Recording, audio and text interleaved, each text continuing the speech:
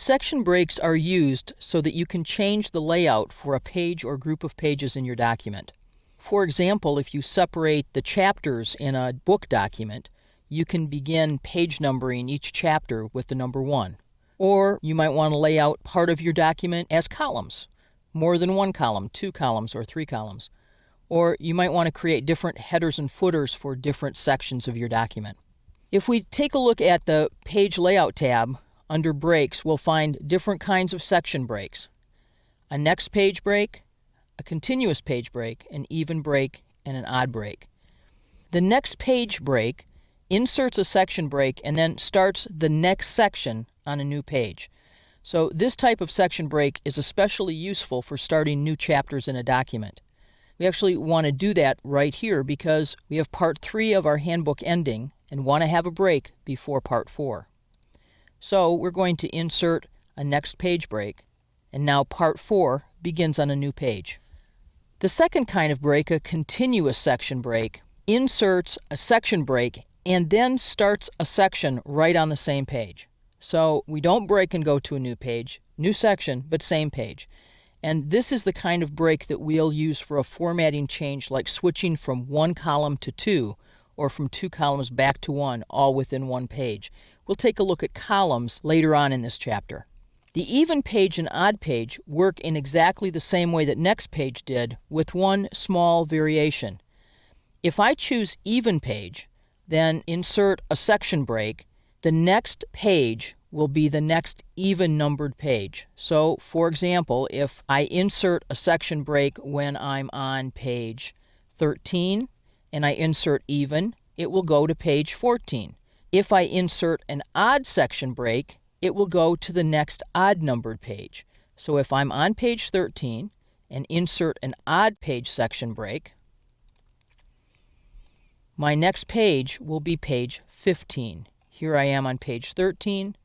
This page would be page 15. And I'm going to undo those last 2 section breaks that I put in, those 2 insertions.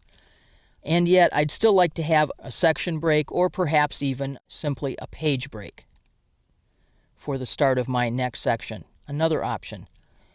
When I insert a page break like I just did, this section of the document will have exactly the same formatting as all the parts that surround it. But when I insert a section break, I have the opportunity to put in different formatting.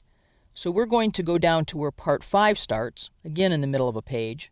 We're going to say, let's insert here a section break that's a next page section break. Now I have 2 different sections, one section here, one section here. The formatting that can be different in a section of a document includes margins, paper size or orientation, headers and footers, the number of columns that are in that part of the document, page numbering, line numbering, and footnotes and endnotes can start over again in a new section. So let's take a look, for example, at changing the orientation for this section of the document. I'm going to open the Page Setup dialog box and say I'd like to change this section to landscape mode. Now this choice isn't here unless I have sections, so let's change this section to landscape. And you'll notice this part of the document is in portrait, this part of the document the paper's turned sideways. So if I have a couple of pages in a document with large tables that I want to place, putting in a section break allows me then to change to a different orientation. Another choice that I have is to have different headers and footers in different parts of my document if I wish. So I could have headers and footers in one section that were different than those that I found in another section. We can go to Insert, for example, a header, and insert a header here, and it will be the header for section 2. It won't be the header for the entire document. If I don't include sections, the document has only one set of headers and footers. Currently, they're the same as previous. In other words, the fact that I inserted a section didn't mean that I had to create new headers and footers. The headers and footers that are here would be used throughout the document. However, I can say I'd actually like to have them not be the same as previous. Right here is the button that allows me to unlink them, and now I have a header that is only being used by this section and isn't used anywhere else in my document.